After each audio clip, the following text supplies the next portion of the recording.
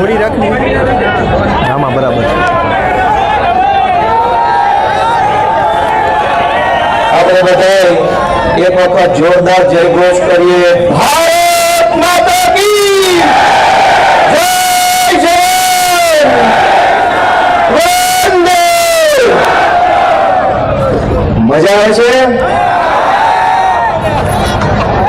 આજે રાજકોટમાં આટલી વિશાળ સંખ્યાની અંદર ઉપસ્થિત આપ સૌ રાજકોટના આગેવાનો, વડીલો, યુવા દોસ્તો, વેપારીઓ, પ્રોફેશનલ્સ, અમારા આમ આદમી પાર્ટીના મંચ ઉપર બેઠેલા સૌ હોદ્દેદારો, આમ આદમી પાર્ટીના કાર્યકર્તાઓ, રાજકોટના મીડિયાના સૌ મિત્રો, પોલીસ મિત્રો, દૂર દૂર સુધી ઉપર ઉભા રહીને, ત્યાં ઉભા રહીને, જ્યાં જગ્યા મળે ત્યાં ઉભા રહીને અમારી આમ આદમી પાર્ટીની વાત સાંભળી રહેલા સૌ ભાઈઓ, સૌ બહેનો, બધાને મારા બે હાથ જોડીને પ્રણામ, સૌને મારા નમસ્કાર અને સૌનો હૃદયપૂર્વક ખૂબ ખૂબ આભાર વ્યક્ત કરું છું. દોસ્તો, આજ આટલી વિશાળ સંખ્યામાં અને સંખ્યા કરતા પણ 10 ગણા વધુ હરખ, ઉર્જા અને ઉત્સાહ સાથે તમે અહીંયા આવ્યા છો એ જોઈને અમને રાજીપો થાય છે. આજથી 5 વર્ષ પહેલા હું જ્યારે આમ આદમી પાર્ટીમાં જોડાયો 2020ની સાલમાં, ત્યારનો સમય મને યાદ છે કે ઘણા વડીલો એવું ધ્યાન દોરતા કે રાજકારણમાં જવું હોય તો ભાજપમાં જવાય, ભાજપ ન ફાવે તો કોંગ્રેસમાં જવાય, પણ આ હામા પાણીએ ન કરાય. એ દિવસે મેં વડીલોને એવું કીધું કે વહેતા પાણીએ મરદા કરે, જીવતો હોય હામા પાણીએ હાલે. પાણી જે દિશામાં વહે એ દિશામાં કચરો વહી જાય, લાશ વહી જાય, મરેલા વહી જાય.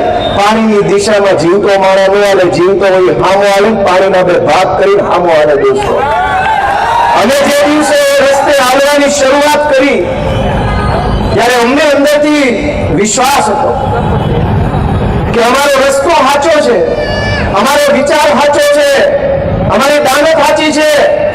એટલે એક વખત 1000 હાથ વાળો ભગવાન અમારી સામે જોશે, જોશે અને જોશે. અને આજ જ્યારે ભગવાને અમારી સામે જોયું તો આખું ગુજરાત અમારી સામે અત્યારે જોઈ રહ્યું છે. એ વાતનો મને બહુ હરખ થાય છે. આજે હું વિસાવદર, ભેસાણ અને જૂનાગઢ ગ્રામ્ય મત વિસ્તારના મતદારોનો જાહેરમાં આભાર માનીને મારી વાત ચાલુ કરું. એમણે મને આશીર્વાદ આપ્યા. અમારા હજારો ખેડૂતોએ, અમારી માતાઓ બહેનોએ મારા માથે હાથ મૂક્યો, મને આશીર્વાદ આપ્યા અને મને શક્તિશાળી બનાવવાનું કામ કર્યું. અને એમના આશીર્વાદના કારણે, એમના પ્રેમ, એમણે આપેલા મતના કારણે આજ આખા ગુજરાતની જનતા ખુશ થઈ ગઈ છે, મજા આવી રહી છે બધાને.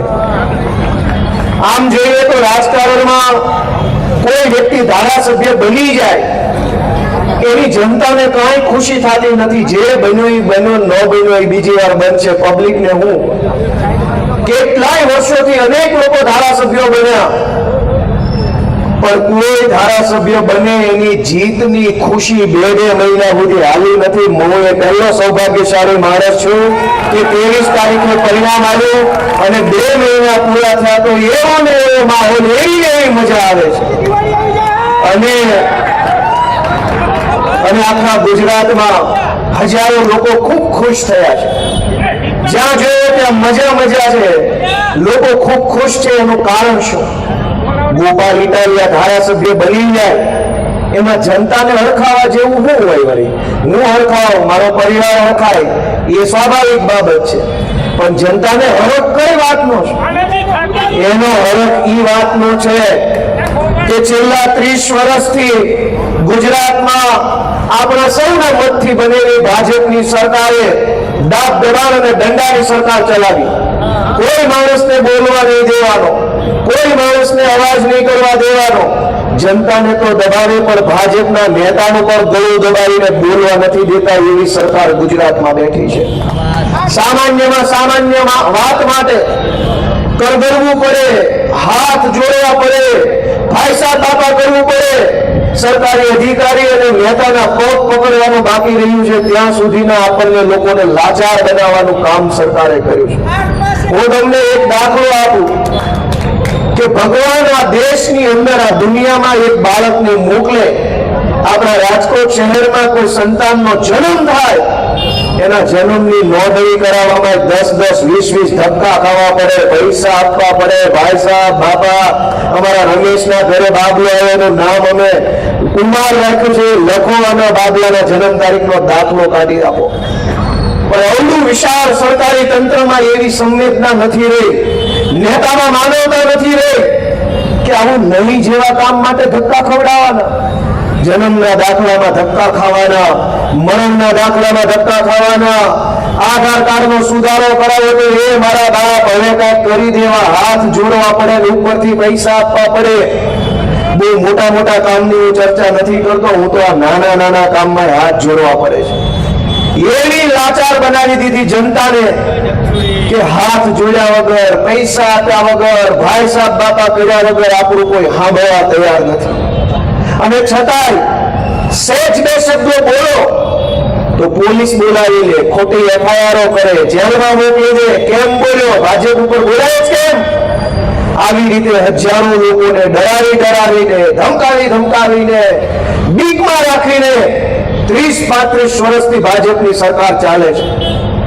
અને પછી તો જનતાને ધીમે ધીમે એમ લાગવા લાગ્યું કે હવે આને કોઈ નહીં પોગે, આનું ક્યારેય પૂરું નહીં થાય, ક્યારેય નહીં હારે, આની સામે ન પડાય. પણ બધા એવા ન હોય. કોકને એની માએ હવાસર હૂંઠ ખાઈને જળેલા માણસો આ ગુજરાતમાં હોય. અમને અમારી માએ હવાસર હૂંઠ ખાઈને જણ્યા છે. ભાજપ આવે કે ભાજપનો બાપ આવે, ગોપાલભાઈ ઇટાલિયા બીતા નથી કોઈનાથી. ભાજપને એમ હતું કે દાબ દબાણ, દંડો, પોલીસ, જેલની બીક બતાવીને ગુજરાતને ચૂપ કરી દઈશું. એ વાતમાં કોઈ દમ નથી. અમે ગામડાની ધરતીમાં જન્મેલા, ધૂળ ઢેફામાંથી ઉભા થયેલા, હાથે ઉગી નીકળેલા માણસો છીએ. ભાજપની સરકારમાં એ દમ નથી કે અમારો અવાજ દબાવી શકે, અમારું ગળું દબાવી શકે. 2 દિવસ, 5 દિવસ, 15 દિવસ જેલમાં રાખી શકો, ઠીક છે, પણ ભાજપની સરકારમાં એ તાકાત નથી કે અમારો અવાજ દબાવી શકે. અને આજ મને કહેતા ગર્વ થાય છે કે આખા ગુજરાતમાં કોઈને ભાજપ બોલવા નથી દેતું. પણ મેં વિસાવદરની વિધાનસભાની ચૂંટણી પહેલા, તમને ખ્યાલ હોય કે ન હોય, વિસાવદર વિધાનસભાની ચૂંટણી પહેલા એકવાર મેં કીધું હતું કે આ ભાજપ વાળા ઓલો ધારાસભ્ય ખરીદી લો, ઓલાને તોડી લો, આને સસ્તામાં લઈ લો, ઓલો જરાક મોંઘો લઈ લો, આને પાર્ટીમાં લઈ લો, આને જેલની બીક બતાવું, ઈડીની બીક બતાવું, ઇન્કમ ટેક્સ, જીએસટી, કોર્પોરેશનનો ડર બતાવું.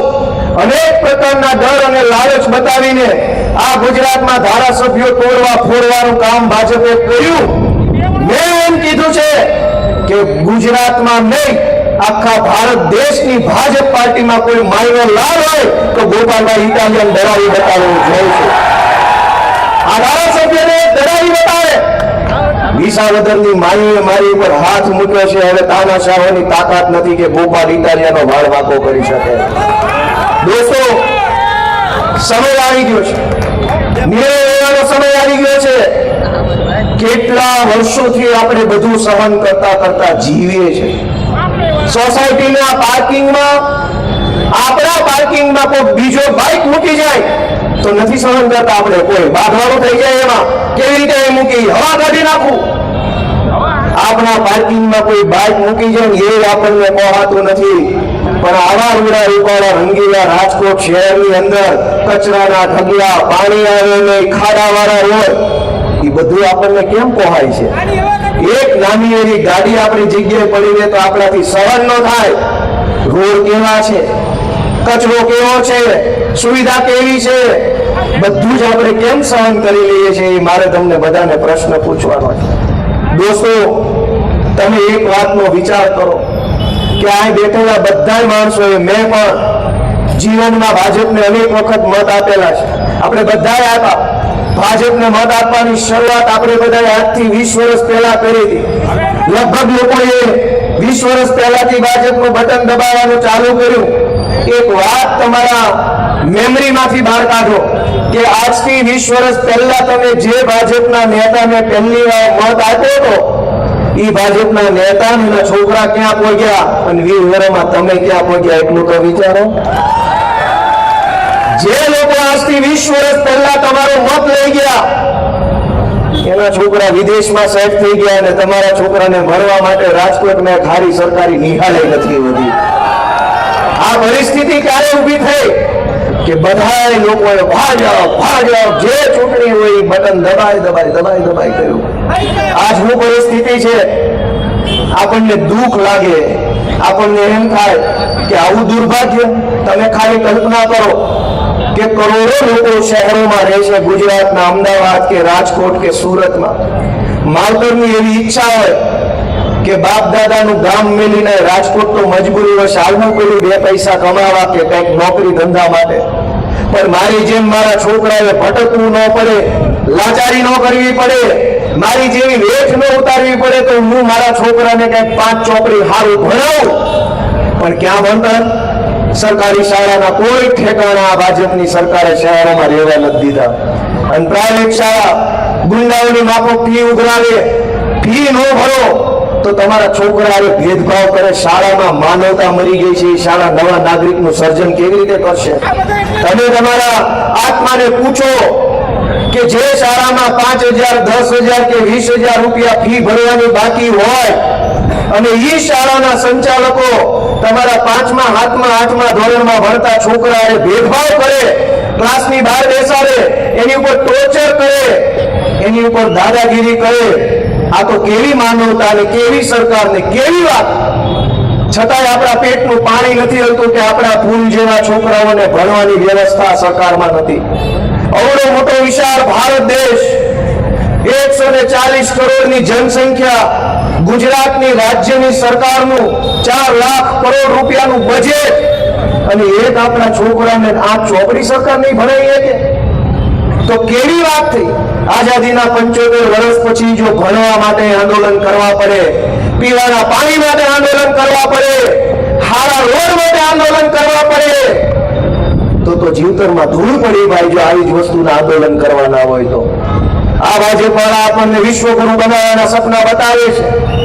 ભાઈ વિશ્વગુરુ તો ભગવાન જેથી ધાર્યું છે તેથી બનાવશે. તમે 2 હારા રોડ તો બનાવો, અમે જોઈ લઈ તમારાથી હું બને એમ છે. 2 હારા રોડ બનાવો એમ નથી. વાતું કરે વિશ્વગુરુ બનાવું, આમ કઈ મૂર્ખ બનાવવાનું કામ 30 વર્ષથી આખા ગુજરાતમાં હાલે છે. દોસ્તો, હું તમને હાથ જોડવા માટે આવ્યો છું, તમારા દીકરા તરીકે, નાના ભાઈ તરીકે, કે અમે કોઈ મોટા નેતા નથી. મારો જન્મ ભાવનગર જિલ્લાના નાના એવા ટીંબી ગામમાં મારો ઉછેર થયો. હાવ નાનું એવું 2000 જણાનું ગામ છે. ખેતી કરતા કરતા, હીરા ગણતા મજૂરી કરતા મારી મમ્મીએ મને ભણાવ્યો. જે 2-5 ચોપડી ભણવાની તક મળી એમાં મગજ દોડાવી ધ્યાન આપીને ભણ્યો. ભણી ગણીને હું સરકારી નોકરીમાં લાગ્યો. 2012માં હું પોલીસમાં કોન્સ્ટેબલ હતો અમદાવાદ શહેરમાં. જ્યારે હું ગામડામાંથી શહેરમાં ગયો, હું પોલીસની વચ્ચે રહેવા લાગ્યો, મોટા સાહેબોની વચ્ચે રહેવા લાગ્યો તો મેં પહેલી વાત એવી જોઈ કે અરે રે, અહીંયા તો આપણો વટ પડે છે. સિટી મારો, દંડો મારો તો આમાંથી ગમેની ઉભા રહી જાય છે, હાથ જોડવા માંડે છે. પણ આપણા ગામડાના માણસની તો કોઈ ઇજ્જત આબરૂ સરકારી ઓફિસમાં કરતું નથી. ગામડાનો નાનો માણસ સરકારી કચેરીમાં જાય તો તલાટી મંત્રી ડારો કરે, મામલતદારે ડારો કરે, પ્રાંત અધિકારી, ટીડીઓ, કલેક્ટર, આરએફઓ, વીજળી વિભાગ, પાણી વિભાગ, કોર્પોરેશન, બધા લોકોનું વતન આપણી હારે એવી રીતનું જાણે આપણે ભારત દેશના નાગરિક જ નથી. અહીંયા નહીં, ઓલી ઓફિસમાં જાઓ, અમારામાં નો આવે, ઓલાનામાં આવે. ત્યાં જાઓ તો કે અમારામાં નો આવે, ઓલામાં આવે. ત્યાં જાઓ તો કે અમારામાં નો આવે. છેલ્લે પૂછવું પડે, કાકા અમે કોનામાં આવી છીએ, હવે તમે નક્કી કરી લો પહેલા. આથી આ ઓફિસ, આથી આ ઓફિસ, આથી આ ઓફિસ ભટકાયા કરે. મેં અમદાવાદમાં પોલીસ તરીકે જોયું કે આ વાત યોગ્ય નથી. નાના માણસ સાથે, ગરીબ માણસ સાથે, ગામડાના માણસ સાથે, ભોળા માણસ સાથે સરકારી તંત્રનો જે વર્તન છે એ બિલકુલ યોગ્ય નથી. અને સરકારી તંત્ર બેફામ શું કામ છે? કેમ કે નેતા હાવ ડફોળ છે, એના હાથમાં સરકારી તંત્રનો કંટ્રોલ નથી. હું જ્યારે પોલીસમાં હતો તો ઘણી વખત બંદોબસ્ત આવતો, એટલે બંદોબસ્તમાં આમ ટાઈટ થઈને ઉભા હોય, હમણાં મંત્રી નીકળશે, ભાજપના ધારાસભ્ય નીકળશે, એટલે હજર બંધ થઈને ઉભા રહીએ. મેં ઘણી વખત પોલીસ તરીકે મારી પડખેથી નેતા ભાજપના જાતા જોયા, ક્યારેક મંત્રીને, ક્યારેક સાંસદને, ક્યારેક આને. 8-10 વખત મેં મારી પડખેથી નેતાઓને આવતા જતા જોયા. મને એમ થયું આ તો હાવ અકલમઠી આઈટમ છે, આની કરતા હું હોશિયાર છું. અરે મારા કરતા અકલમઠી વ્યક્તિ મંત્રી બનીને ફરે છે, હું દંડોને નાટા મારું છું. મને ધીમે ધીમે અંદરથી એમ થવા માંડ્યું ખોટી જગ્યાએ છું, ખોટી જગ્યાએ છું, ખોટી જગ્યાએ છું. જ્યારે નેતાને ભાજપ વાળાને જોઉં મને અંદરથી એમ થાય ખોટી જગ્યાએ આવી ગયો, ખોટી જગ્યાએ આવી ગયો.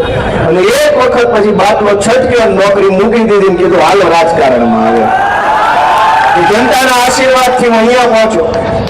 પણ મેં એને નજીકથી જોયા, આમાં કઈ નથી. ખબર નહીં કેમ જનતા એને મત આપે છે. એ કોઈ પણ ભાજપના નેતાને હું આજે રાજકોટના મંચ ઉપરથી ચેલેન્જ મારું.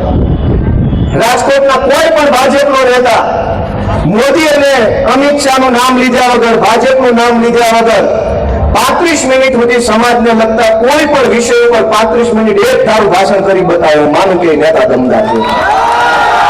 વચ્ચે ભાજપ શબ્દનો આવવો જોઈએ, મોદીનો આવવો જોઈએ, અમિત શાહનો આવવો જોઈએ, સરકારનો આવવો જોઈએ. આટલા શબ્દ વગર જનતાની કોઈ પણ સમસ્યા ઉપર ભાજપનો એક ધારાસભ્ય, સાંસદ સભ્ય 35 મિનિટ તો બોલે. 35 મિનિટ વાત કરવાની જેની ક્ષમતા નથી, 35 વર્ષથી સરકાર ચલાવે છે. વિચાર કરો દોસ્તો. હું તમને શું કહું, હું તો નાનો માણસ છું, પણ હું અહીંયા રાજકારણમાં આવ્યો હું કામ? મને એમ થયું કે આપણી જેવા નાના માણસનો હાથ પકડવા વાળો કોઈ અહીંયા નથી. આખું સરકારી તંત્ર, આખી સરકાર, આખા નેતાઓ, પાર્ટીઓ, બધા જ લોકો પોતાની દુનિયામાં મજા કરે છે. અને જનતાનો હવાથી હાંજ કેમ પડે છે, કેવી મજૂરી કરે છે, કેવી વેઠ ઉતારે છે, એ કોઈ જોવા જાણવા તૈયાર નથી. આ બધી દુકાનો અહીંયા રહી, આખો દિવસ 2-2 કિલો ધૂળ જાપે તેથી મહિને 5000 રૂપિયાનો વકરો વધતો હશે. પણ તોય સરકારી તંત્રમાં શરમ નથી. હમણાં દિવાળી આવશે એટલે કોર્પોરેશન, પોલીસ, મામલતદાર બધા બોનસ માગશે. ઉઘરાણા ચાલુ કરશે તમામ જગ્યાએથી. નાના મોટા સેમ્પલના નામે તોડ કરશે, ઉઘરાણા કરશે. કોઈ રોકવા, મારી વાત સાચી છે ખોટી છે? બોલ્યા આગળ વાળા આ બોલાય, ઉભા છે એથી કઈ બોલાય નહીં. ભાઈ સાચી વાત છે ખોટી વાત છે? રાજકોટમાં તો હમણાં ગૂગલમાં આવ્યો, પેલા સાપરથિયામાં આવતો હતો, ગૂગલમાં નકશો નાખેલો, મારે સોરઠિયા વાળી જવું હતું. તો ગૂગલમાં લખાઈને અહીંયા તોડ થાય છે. એ લોકેશન કેવું હતું? આજીડમ ફેક્ટરી. હા, એટલે અહીંયા તોડ થાય છે. ગૂગલમાં એવું લખાઈને આવ્યું. તમે વિચાર કરો, દુનિયા આખીને ખબર પડી ગઈ કે અહીંયા તોડ થાય છે, ભાજપના નેતાને હજુ ખબર નથી ક્યાં તોડ થાય છે. દોસ્તો, પણ વાત એ નથી કે સમસ્યા કેટલી છે. દોસ્તો ધ્યાનથી સાંભળજો કે વાત એ નથી કે સમસ્યા કેટલી છે. રોડ તૂટલો છે એ સમસ્યા નથી, સરકારી શાળા નથી એ સમસ્યા નથી, પ્રશ્ન એ નથી કે દવાખાના નથી, પ્રશ્ન એ નથી કે દવાખાનામાં ડોક્ટર નથી, પ્રશ્ન એ નથી કે સરકારી બસો નથી, પ્રશ્ન એ નથી ભરતી થતી નથી, પ્રશ્ન એ નથી સારા રોડ બનતા નથી, પ્રશ્ન એ નથી કે ટ્રાફિકનું સોલ્યુશન નથી, પ્રશ્ન એ નથી કે પાણી ભરાઈ જાય છે. પ્રશ્ન એ છે કે આટલા બધા પ્રશ્નો હોવા છતાંય કોઈ બોલવા વાળો નેતા કેમ નથી આખા રાજકોટમાં? એ મોટો પ્રશ્ન છે. એ મોટો પ્રશ્ન છે કે કેમ નથી બોલતા. અને બોલે તો ટિકિટો કપાઈ જાય એમ છે. હું બોલે એની ટિકિટ કપાઈ જાય છે. એમની ટિકિટના ડરના કારણે એ લોકો આપણા માટે બોલતા નથી. છતાંય દોસ્તો આપણે શા માટે એમની પાછળ ઊભા છીએ? હું તો તમને હાથ જોડવા આવ્યો છું, એક તક અમને આપો. અમે તો અમારી જે કાંઈ આવડત છે એ જનતા સામે મૂકી દીધી છે. અમારી આખી ટીમની આવડત. ગોપાલભાઈ, મોરબીમાં બોલ્યા લાફો માર્યો, ખબર હે ને? આવી જાવ માઇકમાં. મોરબીમાં તમને પ્રશ્ન પૂછ્યો છો, ઈસુદાન ગઢવીની સભા જ્યારે હાલતી હતી ત્યારે હાવ નાનો વ્યક્તિ હતો, એ જે તમારી પ્રશ્ન પૂછતો હતો તમને, ત્યારે એને લાફો મળ્યો, તમારા કાર્યકર્તા એને લાફો મળ્યો. હજી તમારી એક સીટ આવી ભલામણ, તમે એમ કહો કે અમે આમ કરી, અમે આમ કરી. બીજું કઈ કહેવાય કહી દો. તમારું નામ ને ગામ ને કયો બધાને ખબર પડે કોણે પૂછ્યું. ભાઈ મારું નામ કાંદલભાઈ ઉર્ફે સુભાભાઈ. ગામ કયો ગામ? ગામ મારું બગદડિયા. હા. અને હું કામ કરો? તાલુકો બરોડા તાંગાણી, જિલ્લો રાજકોટ. અને હું કામ કરો છો? હું સેવા જ કરું છું. કોની? ગામની સેવા જ કરું. હું નાના માણસની સેવા જ કરું. ને પણ તો કમાણીમાં શું છે? નકરી સેવા કરો, કમાણી કાંઈ છે? ઠીક ઠીક.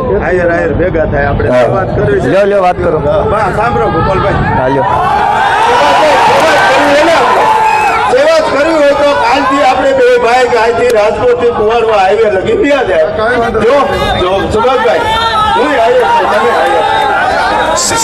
સાંભળો ભાઈ, 2 મિનિટ સાંભળો. સુભાષભાઈ, હું કાલ તમારી સાથે મારું ગામ કુવારવાની બાજુનું નજીક રાખો. કુવારવાની બાજુનું ખાતરા ગામ મારું. હું કાયમ કુવારવા જોઉં છું. ટ્રાફિક પોલીસ સરકારની નીચે છે બિચારી, પોલીસનો હું વાત નથી દેતો. હજી 3 દી પહેલા ખખાણાનો એક વ્યક્તિ હવા મહિનાનું છોકરું લેવા આવ્યું હતું. હવા મહિનાનું છોકરું. મેં જીતુ સોમાણી, મારો ધારાસભ્ય છે. કોણ? જીતુ સોમાણી ધારાસભ્ય. મેં ફોન કર્યો, જીતુભાઈ આ હવા મહિનાનું છોકરું ને પોલીસ 1 કલાક ત્યાં ઊભી રાખીને બેઠી, તમે ધારાસભ્ય છો મારા. તો એને કીધું સંજય રેંગાણીને ફોન કરો. એ આપણો જિલ્લા પ્રમુખ મોટો કે ધારાસભ્ય મોટો? આ જીતુ સોમાણી મોટો, ધારાસભ્ય મોટો? કોઈ કયો મને હાલો. તો ભાઈ આવી સરકારમાં આપણે કઈ કરાય નહીં. આમાં તો મને સપોર્ટ આપો કાલથી. હું ખુલ્લો તમને કહું છું.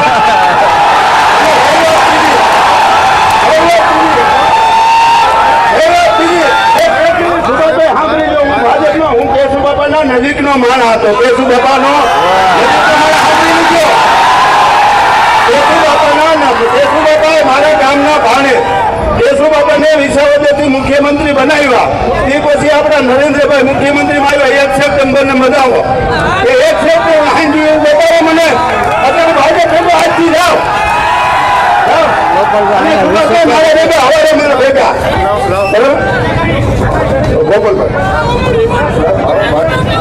એમાં એવું છે 10 વાગ્યા પૂરું કરવું પડે. તમારી સરકાર પંજાબમાં છે. ભલે ભલે ભલે. એક જ પ્રશ્ન, એક જ પ્રશ્ન. ના પૂછવા દો. તમારી સરકાર પંજાબમાં છે તો ત્યાં ગોપાલભાઈ ખાધા નથી એમ નથી. કોને કહેતો નથી? કેટલા વિડિયા તમારે બતાવો. નથી? તમે એમ તો રાજકોટમાં ખાધા. સુભાષભાઈ સાંભળો, તમારી બધી વાત કહેવાય ગઈ કે બાકી રહી ગયું છે? આવી ગયું બધું? સાંભળો તમામ મિત્રોને વિનંતી ભારત માતા કી. આ વાત ફક્ત મિત્રો નીચે બેસી જશું. ગોપાલભાઈને આપણે સાંભળવા છે. એમાં સુભાષભાઈ એમનું એવું કેવું છે કે પંજાબમાં તમારી સરકાર છે તો હું ન્યાર રોડમાં ખાડા નથી. તો એનો એક જ જવાબ છે કે અમને તો અમારા પગના ખાડા દેખાય, તમારી જેવી લાંબી આંખો અમને ભગવાને નથી આપી. આઈના નથી દેખાતા, દેખાય. તમને ભગવાને 5000 કિલોમીટર લાંબી આંખો આપી છે, તમને દેખાતું છે, અમને અહીંયા દેખાય છે. એટલે હવે અમને ભગવાન એવી આંખો આપશે, તમે એને ખાડા ગોતી આવશું ને અહીંયા બતાવશું. બેઠા આપણી પથારી બદલી ગઈ છે, ગામના બોગડા ક્યાં બદલવાની વાતો કરી આપણે પથારી બદલી ગઈ છે, ગામના બોગડા બદલવા એ ન હોય. રાજકોટમાં બેઠા હોય તો મારે હું અમદાવાદની વાત કરવાની, અને રાજકોટમાં જઈને રાજકોટની વાત આવતી હોય. પણ હમણાં સુભાષભાઈ તો બહુ સારા માણસ છે, સજ્જન માણસ છે. પણ હમણાં ભાજપ વાળા આ ધંધો ચાલુ કર્યો. 5-5 હજાર ખિસ્સામાં નાખીને એટલે ગમે એમ સોંટી જાય.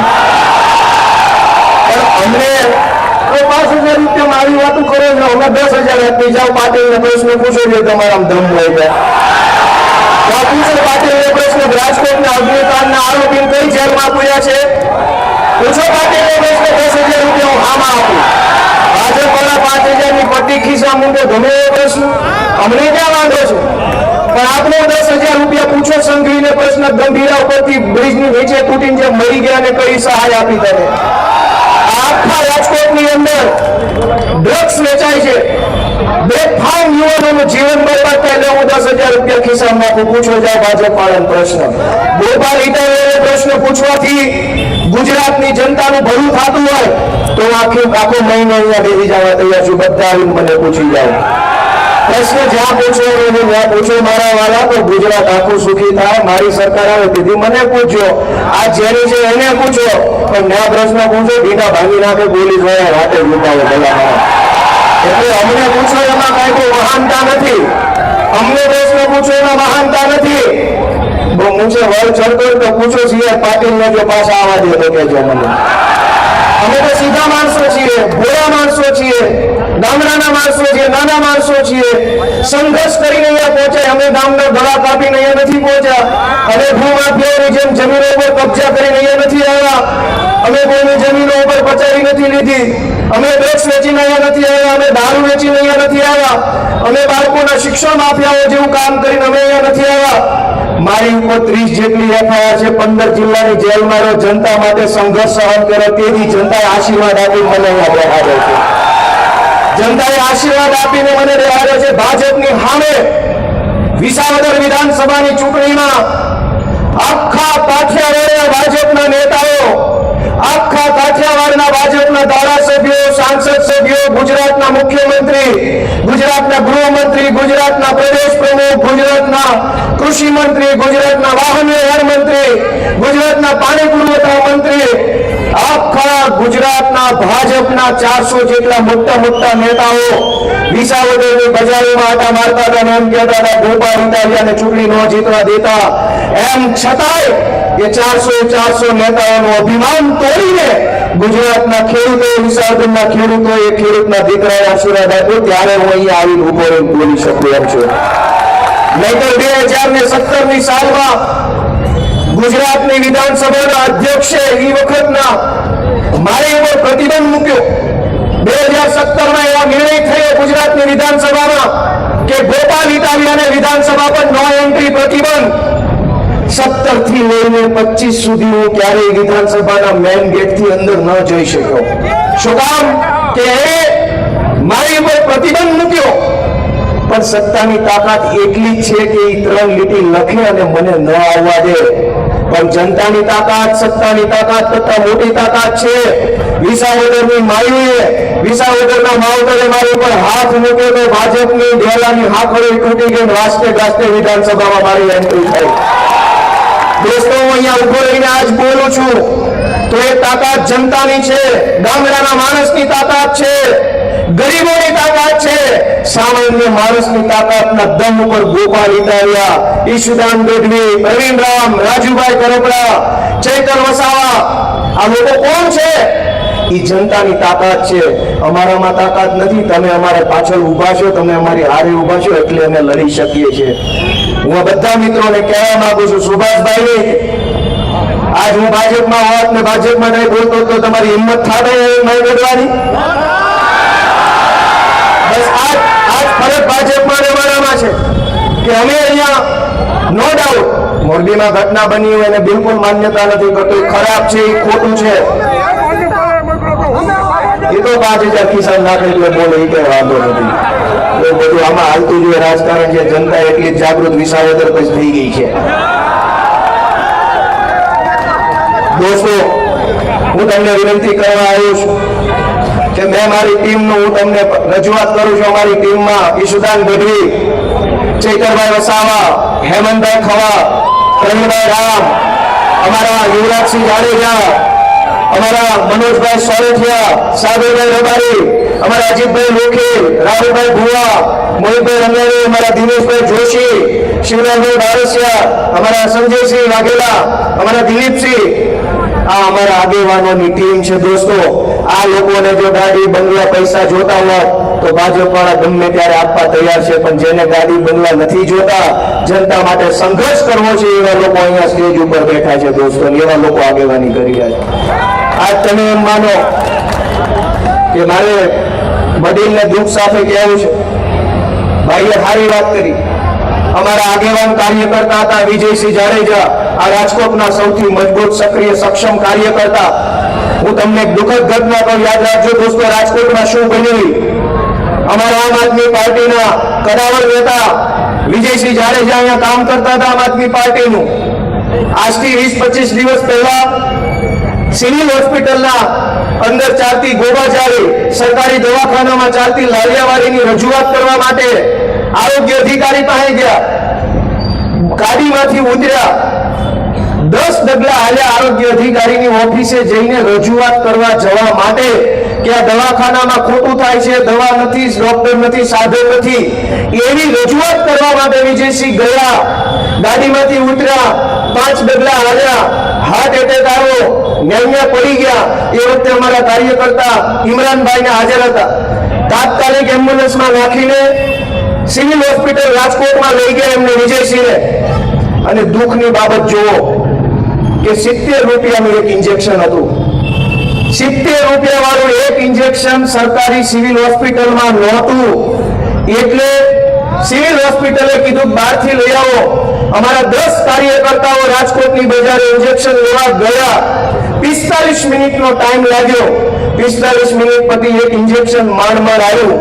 ત્યાં સુધીમાં વિજયસિંહજી આપણી વચ્ચે દુનિયામાં ન રહ્યા.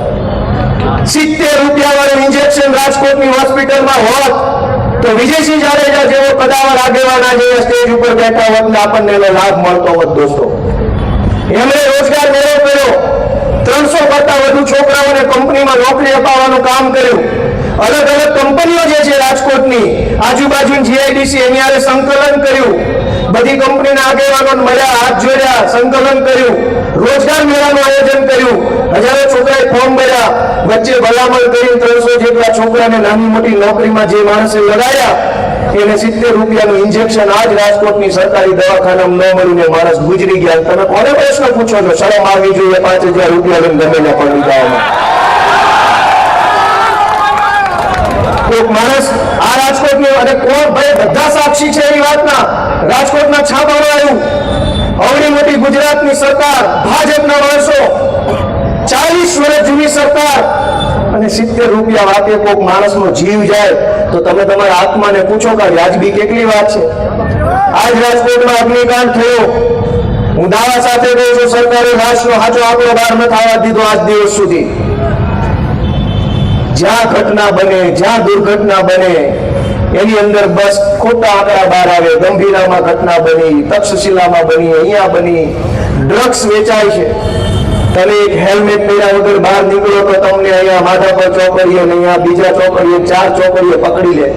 ડ્રગ્સ વેચવા વાળા કા નથી પકડતું કોઈ? હપ્તા કોને ઉડી જાય છે? તમે હેલ્મેટ ન પહેરો તો ગુનો છે.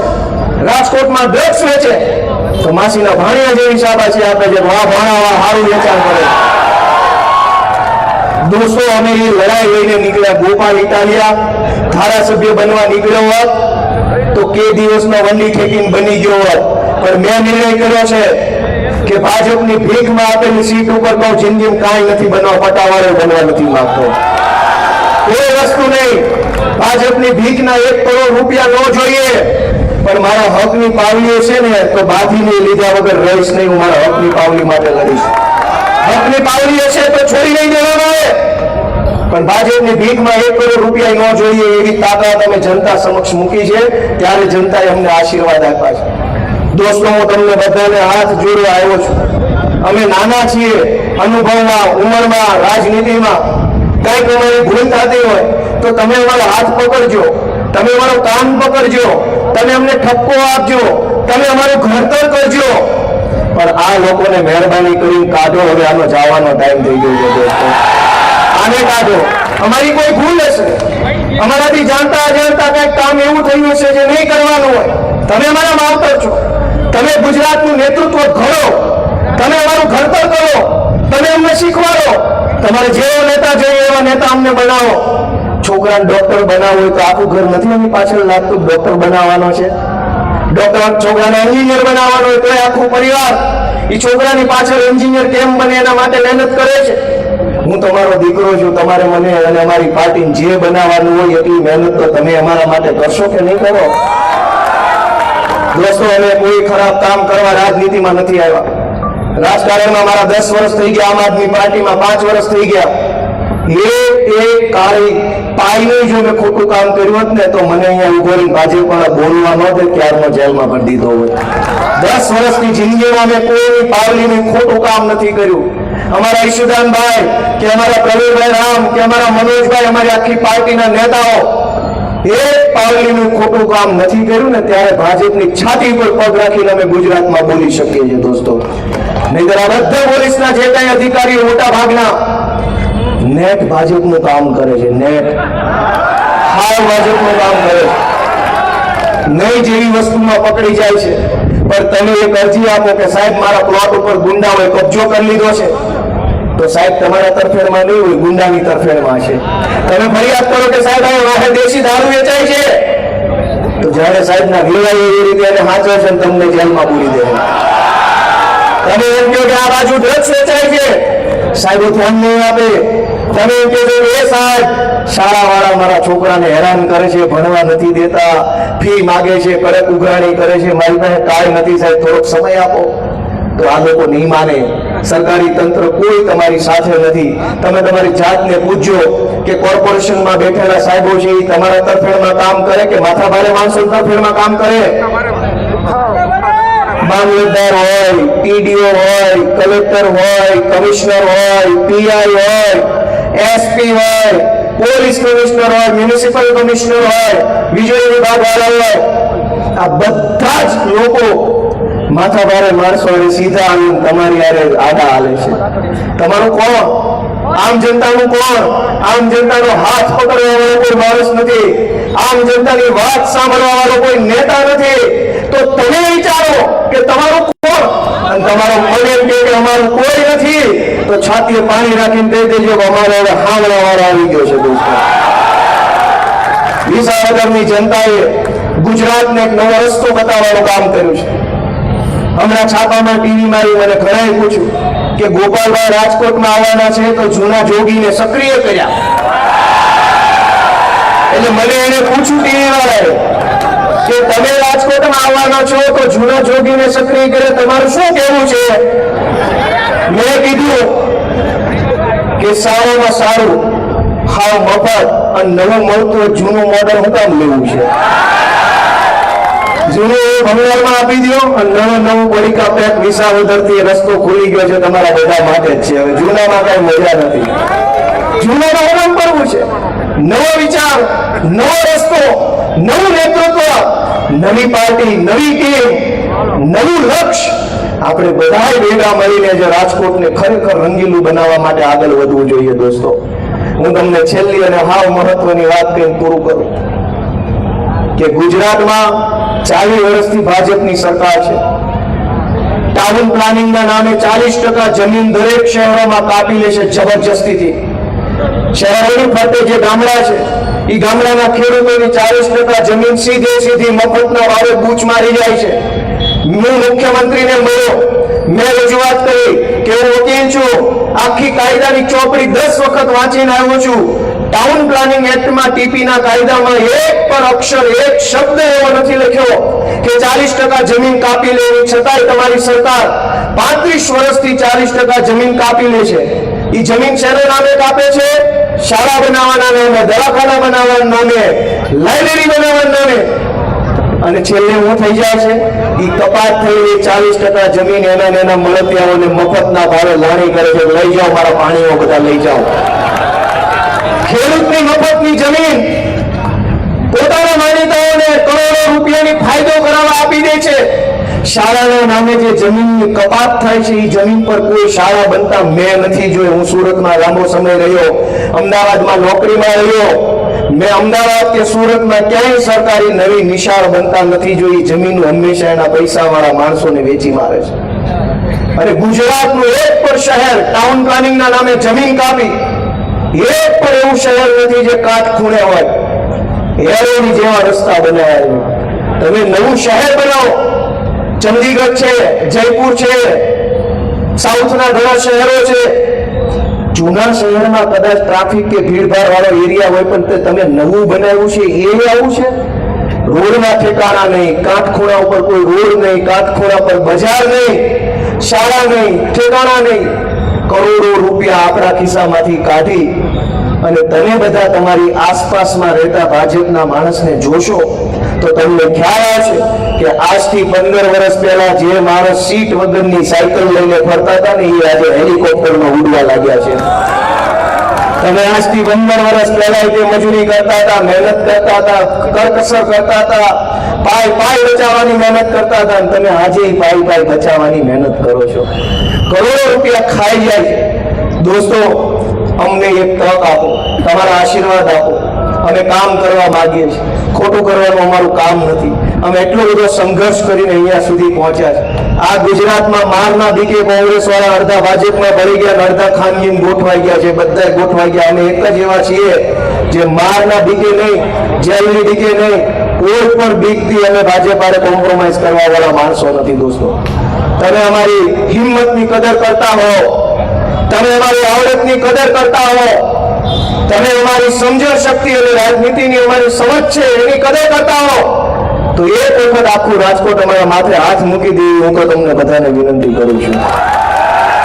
તમે ચૈતરભાઈ વસાવાની હિંમતની કદર કરતા હો, ગોપાલભાઈ ઇટાલિયાની આવડતની કદર કરતા હોય, ઈશુદાનભાઈ ગઢવીના સંઘર્ષની કદર કરતા હોય, તમને એમ લાગે કે આ બધા જુવાનિયા છે તો સાચા, એના મન તો સાચું છે, એની દાનત સાચી છે, ખોટા નથી, રૂપિયા કમાવા નથી આવ્યા, એવું તમારો આત્મા એકવાર કે તો આવનારી કોર્પોરેશનની ચૂંટણીમાં બધાએ અમારા માયું, ભાઈઓ, બહેનો બધાએ અમારી ઉપર હાથ મૂકશો તો અમે રાજકોટમાં ઘણું સારું કામ કરી શકશું. દોસ્તો, બધાને મારી વિનંતી છે કે તમે બધા અહીંયા આટલી મોટી સંખ્યામાં આવ્યા એ બદલ હું તમારા બધાનો હૃદયપૂર્વક ખૂબ ખૂબ આભાર વ્યક્ત કરું છું. વિશેષ આભાર રાજકોટના મીડિયા ટીમનો, કેમ કે ગુજરાતમાં અમદાવાદના મીડિયા પછી સૌથી શક્તિશાળી અને પાવરફુલ મીડિયા રાજકોટની અંદર છે. આપણા માટે ગર્વ લેવા જેવી બાબત છે. રાજકોટના છાપે છપાય એટલે ગુજરાતમાં ડંકો જ હોય. એ ગમે છાપાના ગમે ખૂણે આવે તો ચોથા પાને આવે, પહેલા પાને આવે, હેઠીન ખૂણામાં આવે, ઉપલા ખૂણામાં આવે. રાજકોટના છાપામાં છપાય એટલે ગુજરાતભરના વોટ્સએપની અંદર એ વાત ફેલાતી હોય છે. એવા શક્તિશાળી રાજકોટના બધા મીડિયાના મિત્રોને ખૂબ ખૂબ અભિનંદન પાઠવું છું, એમને ખૂબ ખૂબ આભાર વ્યક્ત કરું છું.